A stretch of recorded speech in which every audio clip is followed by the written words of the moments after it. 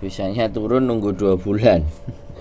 Karena majikan yang sekarang itu pembantunya masih ada. Terus kontraknya itu habis bulan depan akhir tanggal. Oke. Oke. Sudah Ya. apa belum? Itu aja Sudah. yang Sudah ditanya. ya. Jadi gini Mbak, kalau visa sampean sudah turun dan pembantunya masih ada di situ, itu tidak menjadi persoalan. Sampean tetap Ya. sampean nunggu, sampean bersabar karena masa expire visa itu 6 bulan.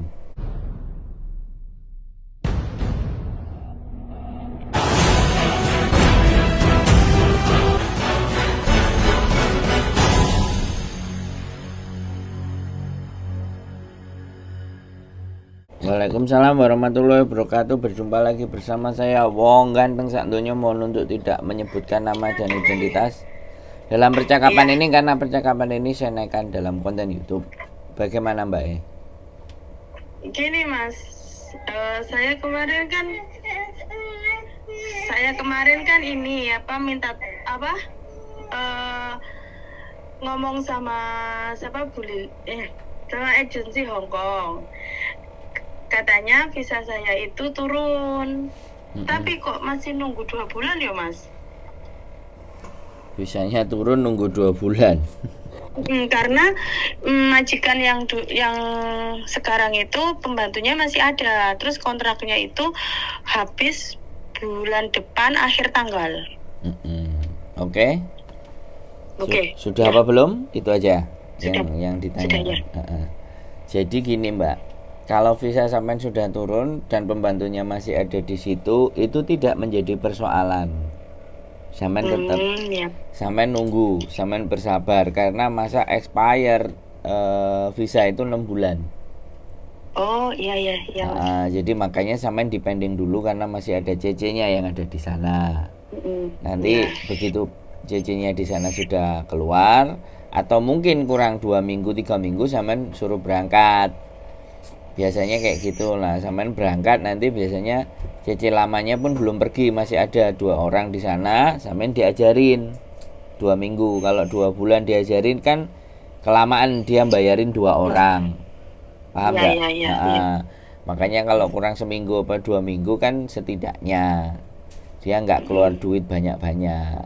Makanya dia bilang sama sampean tunggu 2 bulan, tunggu CC-nya finish dulu, baru sampean diberangkatkan. Jadi seperti itu. Berarti itu cepat. Berarti sampean prosesnya cepat karena berapa bulan? Sampean dari setor data dan semua berapa bulan? Hitungannya visa turun. Hitungannya udah 8 bulanan. Oh. Jadi memang sampean non Mas, ex Taiwan tapi. Ex Taiwan. Oh, 8 bulan dari. Ini kan itu pending. Iya, wes kalau majikan yang ini cepet, perasaan cuman sekitar 3 bulanan. Nah, dari sampean interview terus majikannya mau sama sampean itu loh, sampai visanya turun itu 3 bulan kan? 3 bulan. Nah, ya berarti cepet itu. Cuman kan masih ada CC-nya. Berarti majikannya udah prepare itu. Majikannya udah persiapan nyari CC baru lagi. Ya. Gitu. Nggak apa-apa itu Mbak. Sampean tenang saja. Pertajem aja bahasanya. Belajar sikit-sikit bahasa Kantonis. Kan boleh sambil nunggu nanti berangkat belajar sedikit Kantonis. Jadi akhirnya sampean bisa double. Mandarin bisa, Kantonis bisa, kan keren. Soalnya Hongkong ini kan sekali lagi Hongkong ini bahasanya beda, lain. Hongkong itu kan Hongkong harusnya kan Hongkong ini bagian dari Cina, tapi kenapa bahasanya jadi Kantonis gitu kan? Harusnya bahasa Mandarin gitu, tapi ya nggak apa-apa. Pas interview bisa bahasa apa? Mandarin majikannya? Enggak, majikannya orang Cina. Terus nenek kakeknya itu bisa bahasa Indonesia. Oh, berarti ini orang Indonesia lama, terus tinggal di mungkin, Hongkong. Mas. Soalnya kakek nenek itu bisa bahasa Indonesia, lancar juga bahasa Indonesianya. Cuman majikan itu bilang ini apa? Kalau di sini pakai Mandarin aja nggak apa-apa gitu, nggak perlu khawatir dengan bahasa Kantonis katanya gitu. Soalnya kan aku ngomong kalau Kantonis aku belum bisa. Kalau bahasa Inggris aku apalagi nggak bisa, Mas. Enggak, tapi Bisanya menguasai cuma majikannya bahasa bahasa Mandarin sama sampean ngobrolnya. Iya, bahasa Mandarin. Bagus berarti. Berarti turunannya orang Indonesia, Cina Indonesia yang balik lagi anaknya ke sini. Terus pakai bahasanya Mandarin, bagus. Makanya sambil dikit-dikit belajar bahasa Kantonis, nanti kalau belanja ke pasar, kalau pedagangnya orang asli Hong Kong kan agak bingung. Kalau pedagangnya dari Cina enak, sampean masuk. Tapi nggak apa-apa. Yang penting kan yang di rumah, bukan yang di pasar. Yang di pasar nanti tambahan pelan-pelan kan sambil belajar bisa. Iya Mas. Nggak usah khawatir itu, Mbak. Aku tanya gini loh, kok visa sudah turun tapi suruh nunggu 2 bulan apa?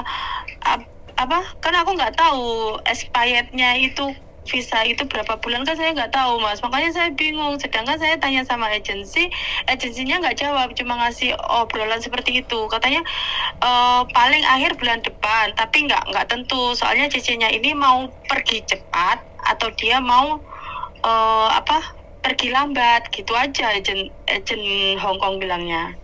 Ya sudah, nggak apa-apa, sampean bersabar aja, nggak usah khawatir. Kalau sudah nelpon kan expirednya tadi kan saya bilang 6 bulan. Ya. Dan yang kedua, kalau sampean datang berdua kan majikannya gaji wong loro.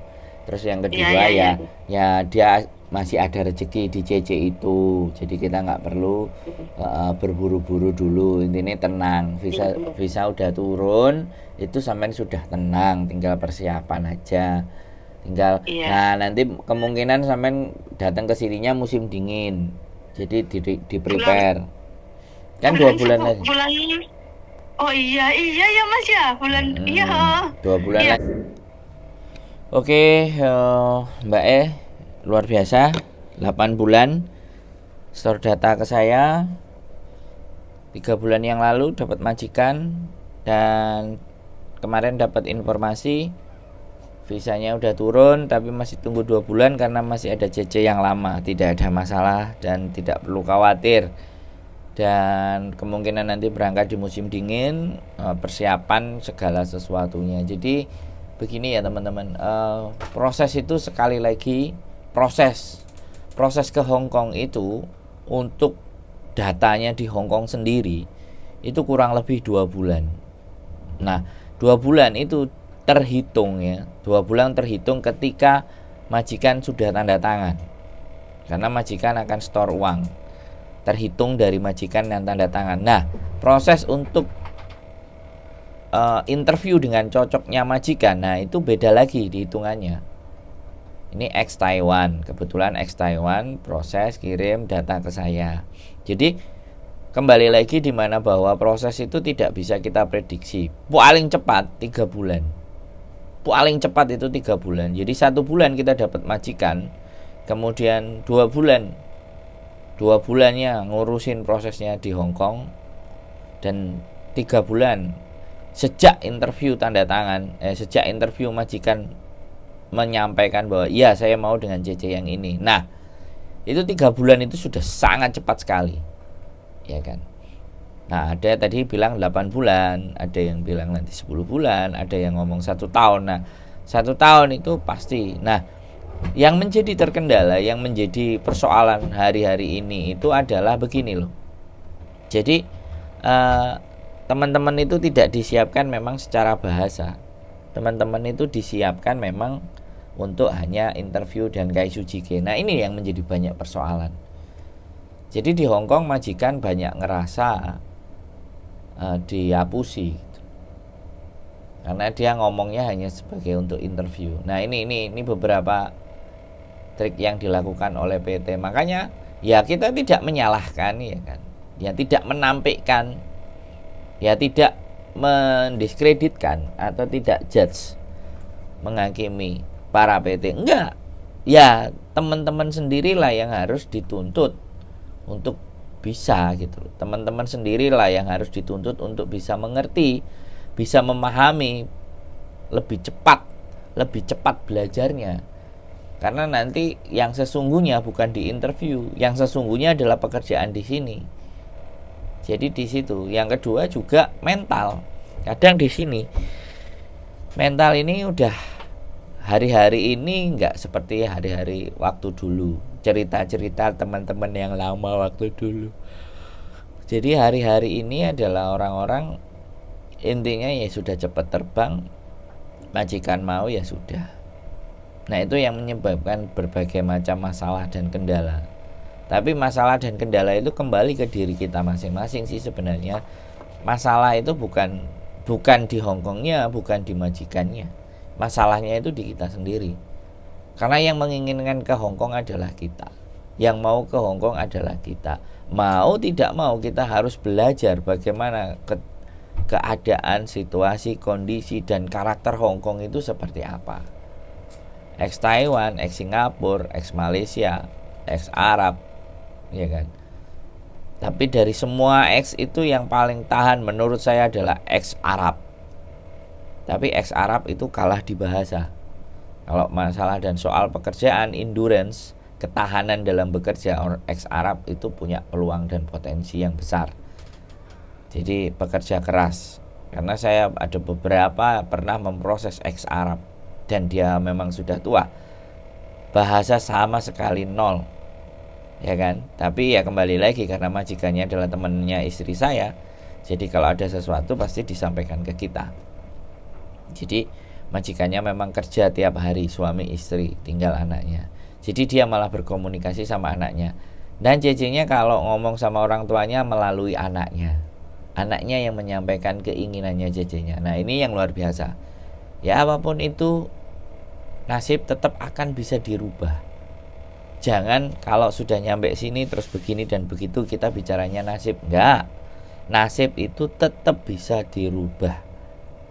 Bagaimana cara merubah? Merubah kebiasaan. Merubah cara berbicara. Merubah pola berpikir. Karena ketika tindakan-tindakan itu sudah kita siapkan, maka begitu nyampe di sini kita sudah tidak kaget. Belajar salah satunya nonton konten bagaimana karakternya.